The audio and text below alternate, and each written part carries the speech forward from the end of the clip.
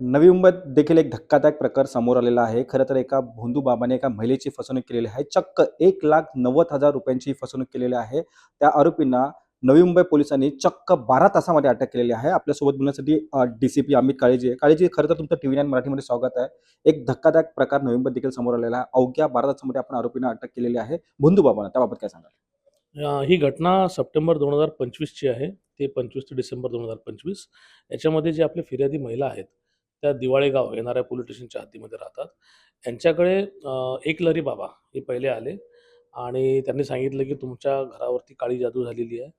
तुमच्या मागे काही अडचणी येणार आहेत, अजून काही संकट येणार आहे. आता प्रत्येकाच्या आयुष्यात काहीतरी चढ-उतार असतात. तर त्यांच्या पण आयुष्यामध्ये काही चढ-उतार फिर्यादीचे असावे म्हणून त्या त्यांच्या बोलण्याला भाळल्या गेल्या. आणि ते म्हटले, की याच्यासाठी तुम्हाला एक मोठी पूजा करायला लागेल, अघोरी पूजा. त्यासाठी आमचे जे दुसरे गुरु आहेत त्यांना मी घेऊन येतो आणि असं सांगून त्या महिलेकडनं प्रथमतः त्यांनी ₹27,000 घेतले आणि मग एक 20-25 दिवसांनी ऑक्टोबर 2025 मध्ये ते टणटण बाबा, जे त्यांचे दुसरे गुरु त्यांना ते म्हणायचे, ते दुसरे भोंदू बाबा त्या ठिकाणी आले. एक घरात पूजा केली.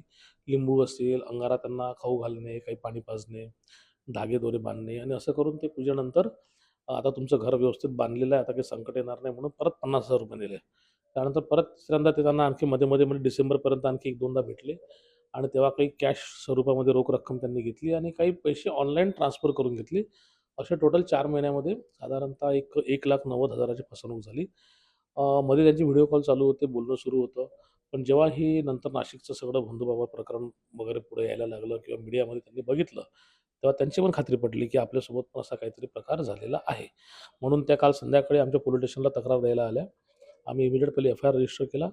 ज्या काही प्राथमिक इन्फॉर्मेशन्स आमच्याकडे होत्या त्या दोन्ही भोंदूबाबांच्या किंवा आरोपींच्या, त्या आधारे रात्रीच टीम आम्ही रवाना करून घोटी, जे इगतपुरीजवळ नाशिक जिल्ह्यात आहे, तिथून त्या दोन्ही भोंदूबाबांना आम्ही ताब्यात घेतलेलं आहे आणि त्यांना अटक केलेली आहे. आता अजून असे काही प्रकार त्यांनी इतर कुठल्या फिर्यादीसोबत केले का? हे आपल्याला इन्व्हेस्टिगेशनमधनं आणि इंट्रोगेशनमधनं येईल.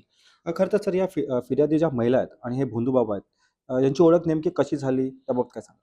असं कळतंय की हे भोंदूबाबा काहीतरी जळगावचे मूळचे राहणारे आहेत. आता जस्ट सकाळी अरेस्ट केल्यामुळे फार डिटेल इंट्रोगेशन करता आलं नाही आणि ते फिरस्त आहेत. कुठल्याही गावात जाणे, कुठल्याही शहरात जाणे, तिथल्या थोडा स्लम एरिया असेल किंवा चाळीचा एरिया असेल, अशामध्ये काही लोकांना तशा तक्रारी किंवा काही ना काही इश्यू असतात आयुष्यामध्ये.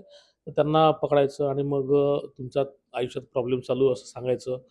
हातचलाकी करायची, काहीतरी त्यांना भूलथापा द्यायच्या आणि मग ते सगळं दूर करण्यासाठी पूजा करायला लागेल अशा प्रकारचं बोलायचं.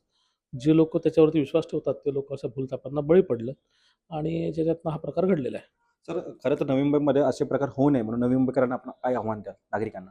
मी नागरिकांना असं आवाहन करेल, की जर याच्यापूर्वी असं काही घटना त्यांच्यासोबत घडली असेल, तर त्यांनी त्वरित पोलीस स्टेशनला, आपल्या जवळचे जे आहे ते पोलीस स्टेशनला कंप्लेंट द्यावी आणि अशा प्रकारचे जर कोणी तुम्हाला भूलथापा देत असतील, तर त्यांना बळी पडू नये.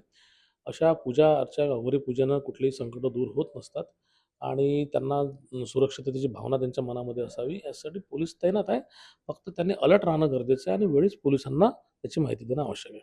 धन्यवाद. खरं तर आपल्यासोबत हे होते डी-सी-पी अमित काळे. यांचं असं म्हणणं आहे, की अशा भूलथापा ह्यांना कोणी बळी पडू नये. अशी कोणाची तक्रार जर असेल तर तुम्ही आमच्याशी थेट संपर्क साधावा, असं आवाहन त्यांनी नवी मुंबईकरांना केलेलं आहे. व्हिडिओ जर्नलिस्ट राजेंद्रसह मी रवी कराड, टी-व्ही 9 मराठी, बेलापूर, नवी मुंबई.